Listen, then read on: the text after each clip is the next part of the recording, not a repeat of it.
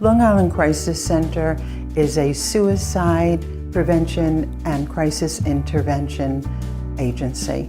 We do this primarily with a 24/7 hotline. We're available for any person, anytime, any problem. Our services are free, confidential, and most importantly, anonymous. We are non-judgmental. Anyone's problem is as important as anybody else's. We're finalists for the Innovation Awards because for the past 42 years, it has always been the philosophy of this agency to be on the cutting edge in order to meet the changing needs of Long Islanders.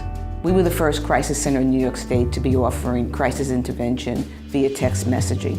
Right after Hurricane Sandy, our phone lines were busy with people who had never faced crises in their lives, and they called us to find out, am I going to be okay? Where can I live for the next couple of months? Where can I get food? And we were there.